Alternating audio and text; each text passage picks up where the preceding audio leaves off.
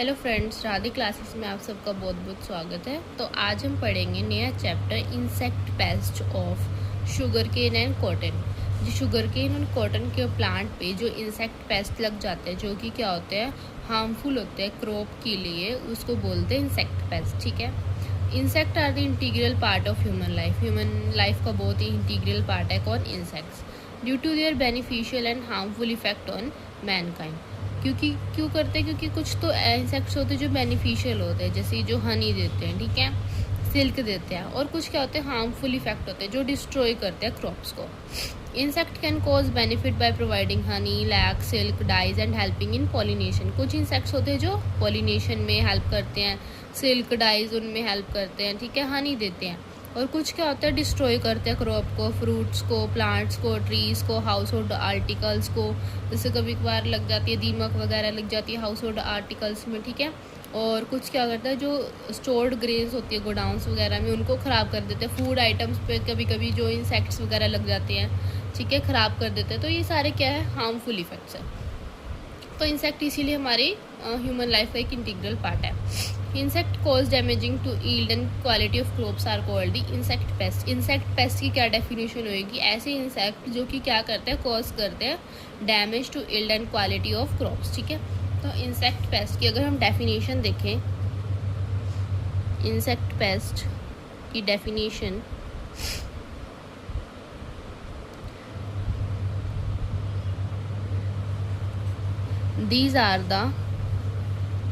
these are those insect which harm the quality and the yield of crop, quality and yield of crops। ठीक है, उनको क्या बोलेंगे, insect pest बोल देंगे। ठीक है, उनको इंसेक्ट पेस्ट बोल देंगे। एक ऐसे इंसेक्ट्स, ठीक है, जो कि क्या करते हैं, हार्म होते हैं और उसकी क्वालिटी को भी हार्म करते हैं, यील्ड ऑफ द क्रॉप्स। ठीक है, ओके। तो इंसेक्ट पेस्ट हो गई। दीज आर दी मोनोफैगस हो सकता है if insect feed on a single species of plant. Monophagous मतलब जो सिर्फ एक ही स्पीसीज ऑफ प्लांट के ऊपर अटैक करता है। कुछ क्या होते हैं, ओलिगोफैगस होते हैं। ये क्या होते हैं, उस फैमिली के जितने भी जीनस है, जितनी भी स्पीसीज है, उन सब के ऊपर अटैक करेंगे। और कुछ क्या होता है, पॉलीफैगस, ये मतलब कहीं पे भी कोई पे भी प्लांट पे अटैक कर सकते हैं। ठीक है। मोनोफैगस सिर्फ ओनली वन स्पीसीज पे अटैक करेंगे। ओलिगोफैगस एक फैमिली पे अटैक करेंगे, फैमिली के अंदर जीनस आएंगे और मल्टीपल स्पीसीज आएंगे।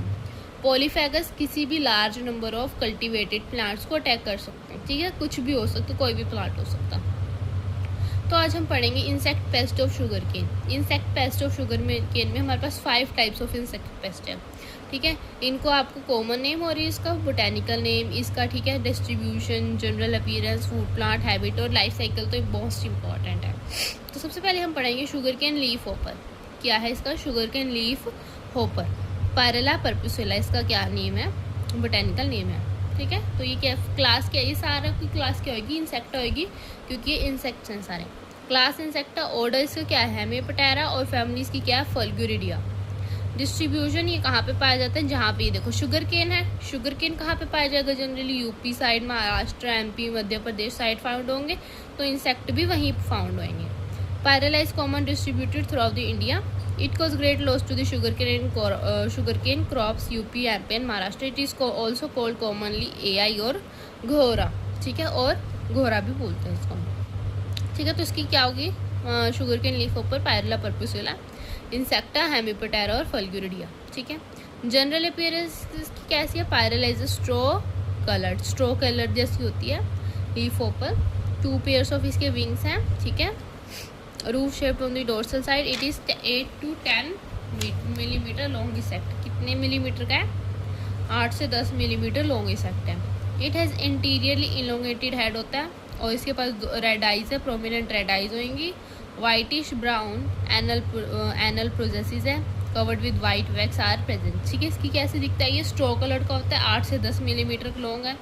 ठीक है, और इसका हेड है आगे की तरफ, और 2 इसकी रेड आइज है।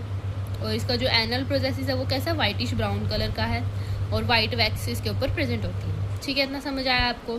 Of food plants. किस किस के ऊपर अटैक करेगा? शुगर केन है, pyrilla perpusilla is a major attack pest of sugar cane का। ये वीट को, मेज को भी अटैक कर सकता है, ठीक है। हैबिट इसकी कैसी है? Adult nymph live on the leaf and the suck cells है।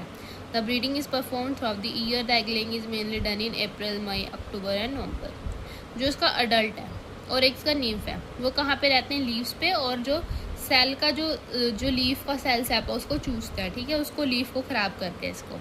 द ब्रीडिंग कहाँ होती है? पूरे साल हो सकती है। और ये जनरली कब एग ले करते हैं? अप्रैल, मई, अक्टूबर एंड नवंबर में एग ले करते हैं, ठीक है। लाइफ साइकिल कैसी है इसकी? एग है, निम्फ है एंड एडल्ट है, ठीक है। Egg, nymph, adult. Egg, the female hopper egg lay in cluster में एग ले करते हैं 300 से 500 एग्स में ऑन द लोअर सरफेस। किस पे? Lower surface of the leaves पे क्या करेगी? अटैक करेगी इन अप्रैल में। Inside the leaf during winter, और लीफ के अंदर रहेगी ड्यूरिंग विंटर। एग्स आर कैसे होंगे? ओवल शेप में, शाइनिंग, पेल वाइट और ग्रीन इन कलर होंगे। These are covered with white filamentous material selected by annual process of the female.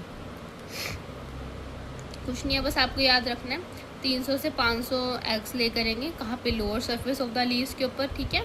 और ये कहाँ रहेंगे? विंटर्स में ये इनसाइड द लीफ शीथ के अंदर ये कवर रहेंगे। एग्स के अंदर क्या? एग्स कैसे होंगे? ओवल, शाइनिंग और पेल वाइट कलर के होंगे, ठीक है। ग्रीन इन कलर भी हो सकते हैं। अब आता है निम्फ। निम्फ कैसा होगा? एग के बाद कौन सी है? Nymph. Egg hatch into the nymph, ठीक है। इन 7 to 22 डेज में ये क्या करता है? Hatch after egg laying in summers end में it delayed in the winters. क्या होता है इसमें? अगर एग एग तो क्या होता है जो ले करता है समर में, वो 7 to 22 डेज में ले कर देगा एग से हैच में, ठीक है, सॉरी एग से निम्फ में। बट अगर विंटर्स की बात करें तो वो डिले हो सकता है। अब आता है हमारे पास, देखिए इसके एग हो गए, lower surface of the leaf पे क्या होंगे? ये देंगे, हैच करेंगे। फिर उसके बाद निम्फ होगा, मेल और फीमेल अलग होगा। और ये देखिए यहाँ पे देखिए इंसेक्ट अगर आपको दिख रहे हो, ये इसके ऊपर, ये ऐसे इसकी लीफ के ऊपर अटैक करते हैं। और जो नीम्फ है वो क्या करता है? सक करता है cell sap of the leaves. Freshly hatched नीम आर क्रीम कलर का होता है, ठीक है। Soon turn into pale brown colour का हो जाएगा। इसके पास करेक्टरिस्टिक एनल फिलामेंट्स होंगे। Nymph suck cell saps of the leaves. Egg क्या होता है? एडल्ट में चेंज हो जाएगा in about 6 to 8 weeks in summer and 4 months in winter. अगर विंटर की बात करें तो 4 months, और अगर समर की बात करें तो 6 to 8 वीक्स में ही चेंज कर देगा अपने आप को। एडल्ट क्या होगा? 8 से 10 मिलीमीटर लॉन्ग होगा, स्ट्रो कलर का होगा।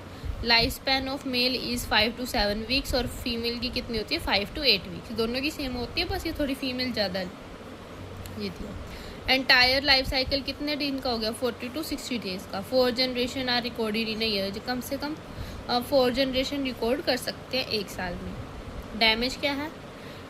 बहुत ही जो निम्फ और एडल्ट है, हमने पता किया अभी, जो लीफ का जो सेल सैप है उसके ऊपर क्या करती है? सक करती है, ठीक है। एज अ रिजल्ट लीव्स क्या होता है? सूख जाता है और पीला पेल पड़ टर्न पेल।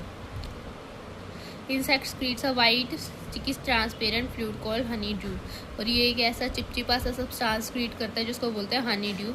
हनी ड्यू अट्रैक्ट करती है हार्मफुल फंजाई।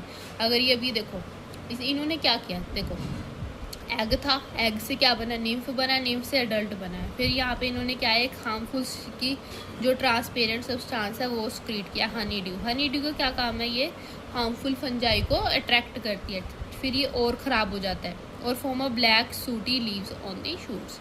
अगर तुमने देखा होगा गन्ना कभी कभी कहीं कहीं जैसे ब्लैक हो जाता है, तो इसी वजह से होता है। As a result photosynthesis retard हो जाती है, so quality also decreases. 35% loss हो सकता है इस यील्ड का। तो कंट्रोल कैसे कर सकते हैं आप? जो वो जहाँ पे भी अगर आपको दिखे या ऐसा कोई है इंसेक्ट, तो उस लीफ को क्या कर दीजिए आप? बर्न डाउन कर दीजिए, ठीक है।